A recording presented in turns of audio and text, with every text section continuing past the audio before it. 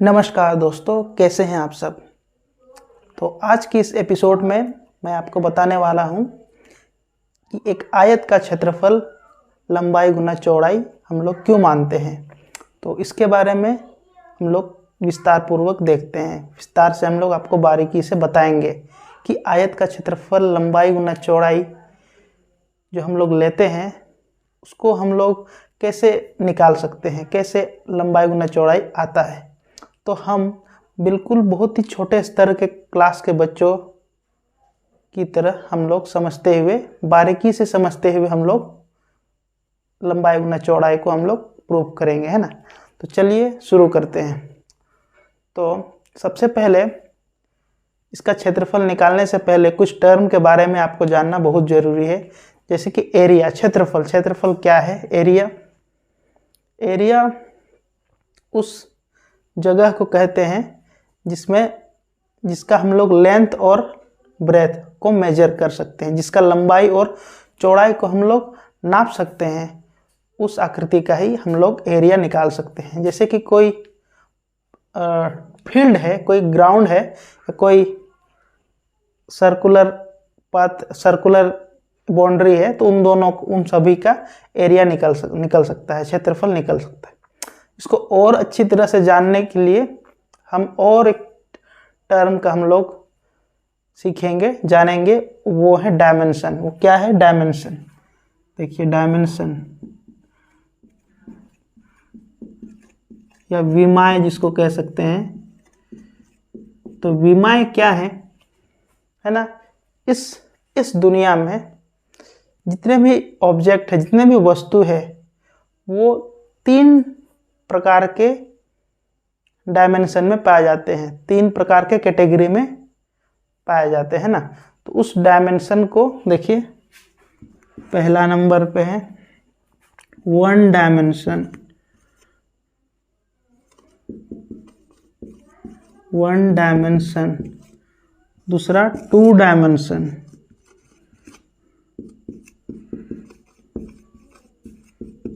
और तीसरा 3 डायमेंशन।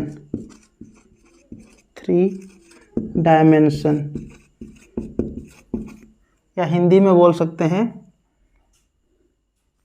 एक विमाएँ। एक विमा है ना, इसमें 2 विमाएँ और 3 विमाएँ।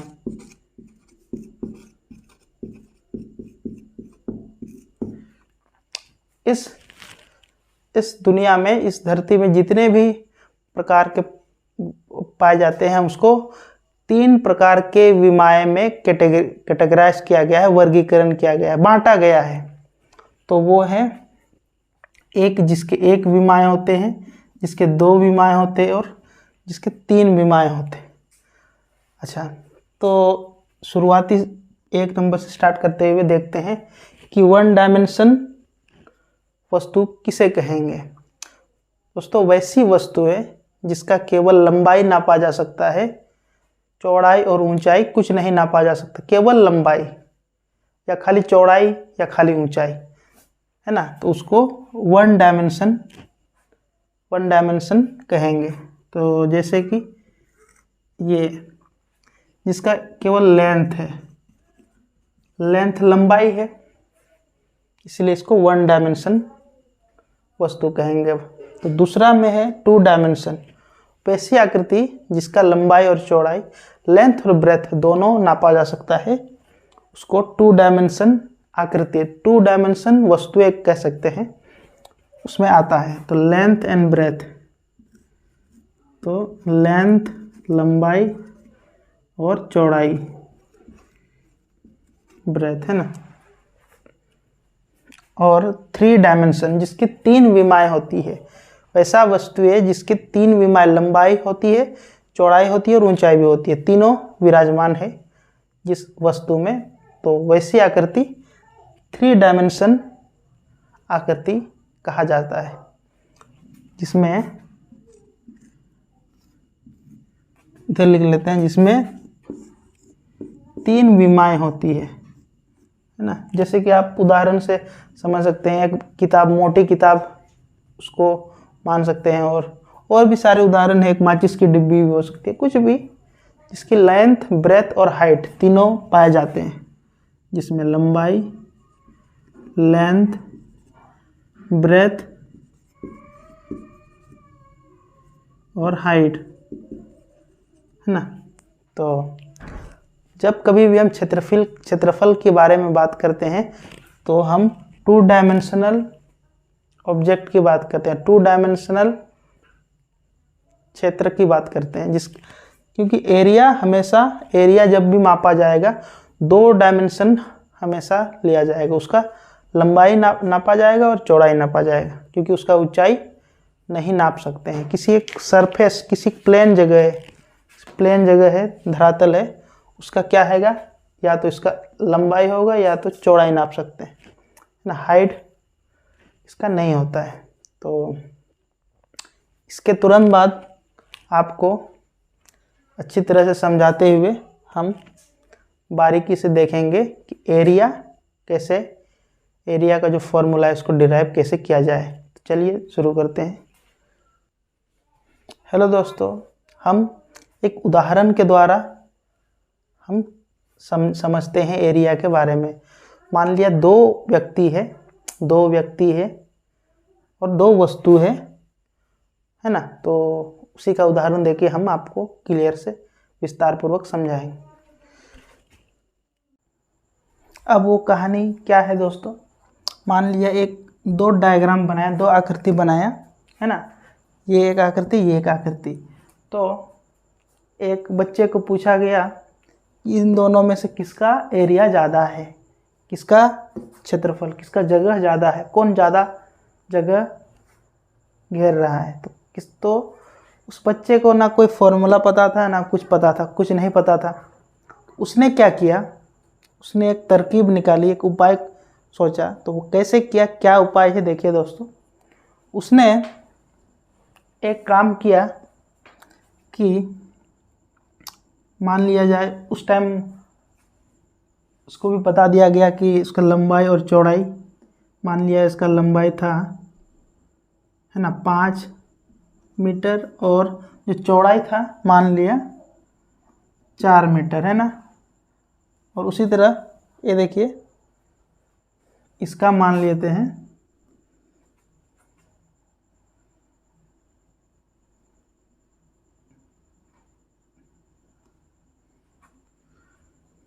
इसका मान लो 5 मीटर, इसका मान लो इसका भी 5 मीटर, अच्छा मान लो इसका 6 है ना।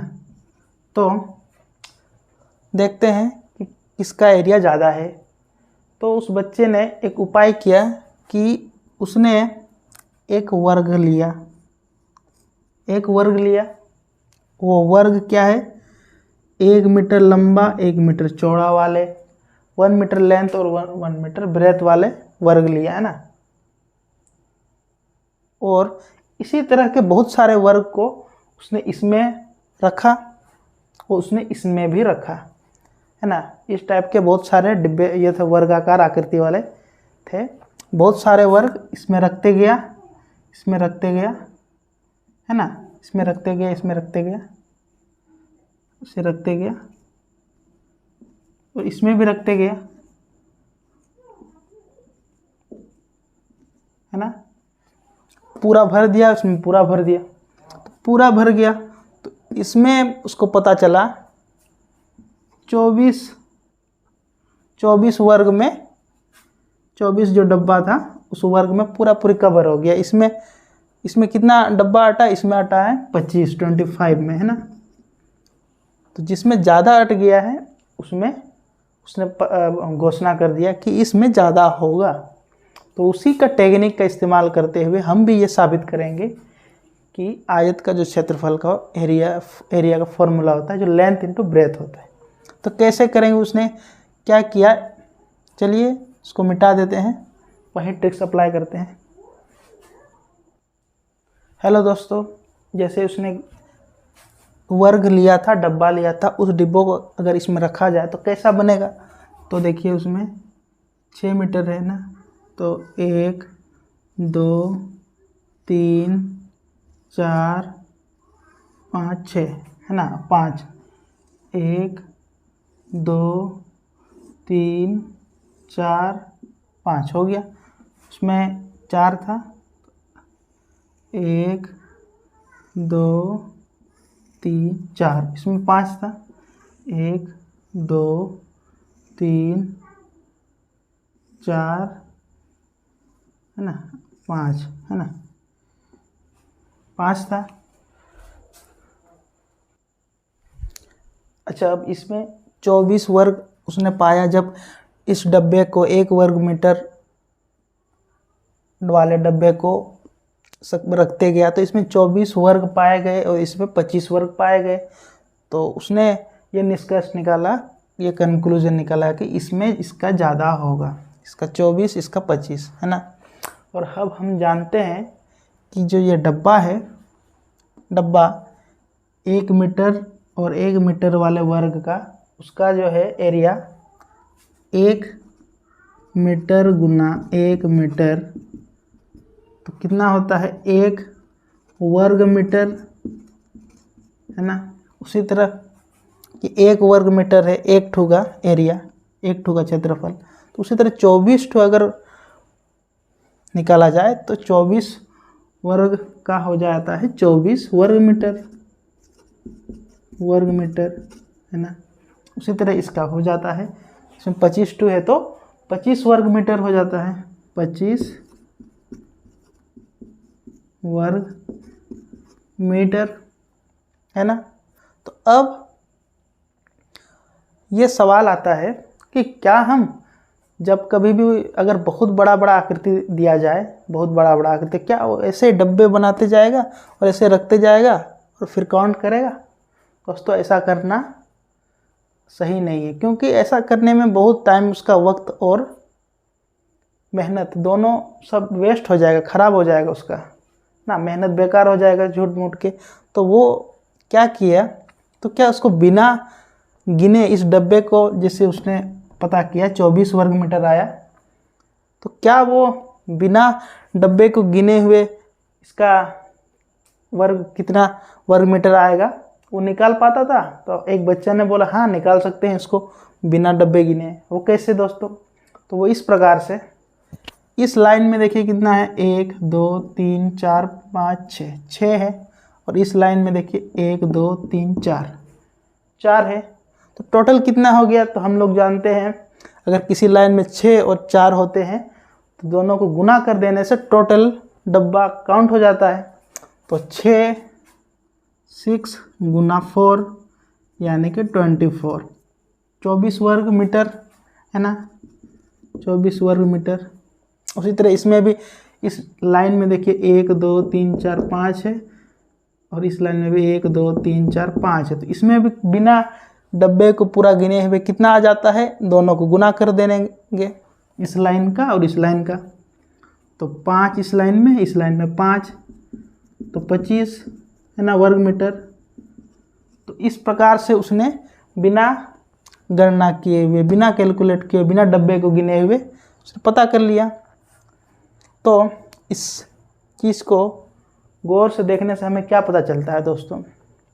इससे हमें ये पता चलता है कि किसी भी आकृति, किसी भी आयताकार आकृति है, उसमें केवल हम उसकी जो लंबाई है ना, लंबाई में जितना है और चौड़ाई में जितना है उसको आपस में गुना कर देने से उसका टोटल एरिया निकाल सकते हैं, है ना। तो इसमें 6 था, इसमें 4 था, अगर इसमें 10 होता, इसमें 5 होता तो 10 पचे 50 वर्ग मीटर आ जाता है ना। उसी तरह इसमें 8 होता, इसमें भी 8 होता, तो 8 8 64 वर्ग मीटर आ जाता है कि नहीं। तो इस बात से हम यह निष्कर्ष निकाल सकते हैं कि किसी भी, देखिए, किसी भी आयत का क्षेत्रफल, किसी भी रेक्टेंगल का एरिया क्षेत्रफल हो सकता है इसकी लंबाई और चौड़ाई को गुना करके, लंबाई गुना चौड़ाई, है ना। तो इस प्रकार से हम आयत का क्षेत्रफल लंबाई गुना चौड़ाई साबित कर सकते हैं। दोस्तों, और एक चीज़ आपको यहाँ बताना चाहता हूँ कि जो वर्ग है अच्छा, आपसे एक बात पूछना है कि 1 रुपया को 1 रुपया के साथ गुना करेंगे तो क्या होगा? 1 रुपया गुना 1 रुपया क्या होता है ना? तो अच्छे लड़के इसमें गलती करते हैं, तो बोलते हैं, बहुत जन बोलेंगे 1 रुपया, तो 1 रुपया को गुना करेगा तो 1 रुपया ही होगा। तो ऐसा बात नहीं है, 1 रुपया नहीं होगा। 1 रुपया हो जाने से गलत हो जाएगा। सही क्या होगा? देखिए 1 रुपया कैसे गुना होता है, देखिए 1 रुपया गुना 1 रुपया, तो 1 रुपया नहीं होगा, कितना होगा? 1 रुपया स्क्वायर, 1 रुपया स्क्वायर होता है। कैसे? देखो 1 को 1 के साथ गुना करेगा तो 1 बचेगा, और रुपया को रुपया के साथ गुना करेगा तो रुपया स्क्वायर, इसीलिए 1 रुपया स्क्वायर। उसी तरह 1 मीटर को 1 मीटर के साथ गुना किया जाए तो क्या हो जाएगा? 1 के कम 1 और मीटर मीटर मीटर स्क्वायर, है ना? इसीलिए मीटर स्क्वायर या मीटर माने वर्ग, इसको मीटर स्क्वायर मतलब हिंदी में लिखते हैं वर्ग मीटर, वर्ग मीटर, है ना? इस प्रकार से कभी भी एरिया निकलेगा, एरिया का जो लास्ट में होगा वो वर्ग मीटर में होगा, वर्ग सेंटीमीटर में होगा, वर्ग डेसीमीटर में होगा, है ना? माना वर्ग मीटर ना, वर्ग इकाई में, वर्ग इकाई में कितना भी आएगा हिंदी में वर्ग इकाई लास्ट में जुड़ेगा हमेशा, या अंग्रेजी में स्क्वायर यूनिट। इसका एरिया कितना हो जाएगा? इसका क्षेत्रफल 24 स्क्वायर यूनिट, है ना? या 24 वर्ग मीटर, इसका हो जाएगा 25 वर्ग स्क्वायर यूनिट, है ना? या 25, अगर मीटर दिया है तो स्क्वायर मीटर, और कुछ नहीं दिया रहेगा तो यूनिट, इकाई। इकाई मतलब कुछ भी मान सकते हैं। तो देखा दोस्तों किस प्रकार से हमने विस्तार पूर्वक बताया कि आयत का जो क्षेत्रफल का फॉर्मूला होता है लेंथ इंटू ब्रेथ आया। हमने बॉक्स बनाया, बॉक्स करके दिखाया, उसको काउंटिंग किया। पहले तो काउंटिंग करके कर रहे थे, लंबा हो रहा था, तो उसको बिना काउंटिंग के करके कैसे करते? तो जब लेंथ इंटू ब्रेथ, जब लंबाई और चौड़ाई को गुना किया जाए, कैसा भी आकृति हो, तो आयत बन रहा था। तो इसी प्रकार से हम निकाल सकते हैं। अच्छा, एक बात है, अगर दशमलव में दिया रहता तो, अगर मान लो एक आयत दिया हुआ रहेगा, इधर मान लो आयत है ना? अगर ये 5.5 मीटर दिया हुआ है और अगर 2 मीटर दिया हुआ है, इसका एरिया कैसे निकलेगा, है ना? तो इसमें आप डायरेक्ट गुना करके भी निकाल सकते हैं, इसमें कोई कुछ प्रॉब्लम नहीं है। वो डायरेक्ट लेंथ, लंबाई को चौड़ाई के साथ गुना कर देने से ही एरिया निकाल सकते हैं, एरिया निकल जाएगा, है ना? तो कैसा लगा हमारा ये पार्ट, है ना? अच्छा, एक बात को आपको बताना चाहेंगे कि जो हम 1 गुना 1 रुपया स्क्वायर आता है, कैसे आता है, इसमें क्या मिस्टेक हो सकता है? देखिए, इसको बताते हैं मिटाने के बाद। अच्छा, हेलो दोस्तों, अब हम देखेंगे, हमने कहा था कि 1 रुपया गुना 1 रुपया, 1 रुपया बहुत जन बोलते हैं 1 रुपया होता है, तो ये कैसे गलत है? चलिए देखते हैं, उसी को बताते हैं। तो बहुत बच्चे गलती करते हैं ना, 1 रुपया गुना 1 रुपया, अगर 1 रुपया मानेगा तो कहाँ गलती होगा? देखिए, है ना, गलती कैसे होगा। तो 1 रुपया को हम लोग दैट इन प्लस, 1 रुपया मतलब 100 पैसे, है ना? 100 पैसे गुना 1 रुपया मतलब 100 पैसे, है ना, इक्वल टू 1 रुपया मैंने फिर 100 पैसे, है ना? अब देखिए 100 गुना 100 10,000 हो जा रहा है, 10,000, है ना? फिर पैसे पैसे पैसे स्क्वायर, पैसे स्क्वायर, है ना? इधर 100, तो क्या 10,000 100 के बराबर है? नहीं बराबर है। 10,000 100 के बराबर नहीं है, मतलब 1 रुपया गुना 1 रुपया 1 रुपया नहीं है, 1 रुपया नहीं है। इससे यह साबित होता है कि नहीं? अब 1 रुपया गुना 1 रुपया क्या होता है? 1 रुपया स्क्वायर होता है। कैसे? और 1 रुपया स्क्वायर कैसे सही है उसको यहाँ हम लोग दिखाएंगे। देखिए कैसे। 1 रुपया गुना अगर 1 रुपया, हमने कहा था 1 रुपया स्क्वायर, ये सही है ना? कैसे सही है चलिए देखते हैं, उसी को हम लोग प्रूव करेंगे। 1 रुपया का मतलब होता है 100 पैसे गुना 1 रुपया मतलब 100 पैसे, है ना? अब बराबर 1 गुना रुपया, रुपया का मतलब क्या होता है? रुपया मतलब 100 पैसे, रुपया मैंने 100 पैसे, सॉरी 100 पैसे, है ना? फिर स्क्वायर है तो स्क्वायर। अब देखिए 100 गुना 100 कितना हो जाएगा? 10,000। 10,000 पैसे और पैसे, पैसे स्क्वायर। उसी तरह देखिए 1 तो 1 है।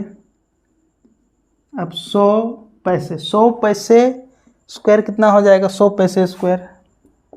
100 पैसे स्क्वायर मतलब 100 पैसे गुना 100 पैसे, और 100 पैसे और 100 पैसे कितना हो जाएगा? 10,000 पैसे और पैसे, पैसे स्क्वायर, है ना? उसी तरह यहाँ वही चीज़ यहाँ लिखे 100 पैसे मैंने 100 पैसे गुना 100 पैसे, है ना? तो यही चीज़ है 100 पैसे गुना 100 पैसे, 10,000 पैसे, पैसे क्या? पैसे स्क्वायर। तो देख सकते हैं 10,000 पैसे स्क्वायर, यहाँ 10,000 पैसे स्क्वायर, तो ये सही है। तो इस प्रकार से मीटर, अब पता चल गया ना कि मीटर गुना मीटर, 1 मीटर गुना 1 मीटर, 1 मीटर स्क्वायर होता है ना? क्यों होता है वही चीज़ को बता दो। कैसा लगा हमारा ये पाठ?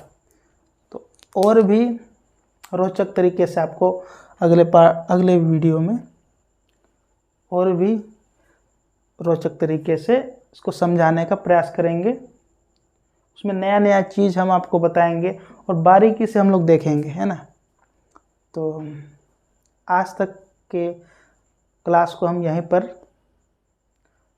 बंद करते हैं।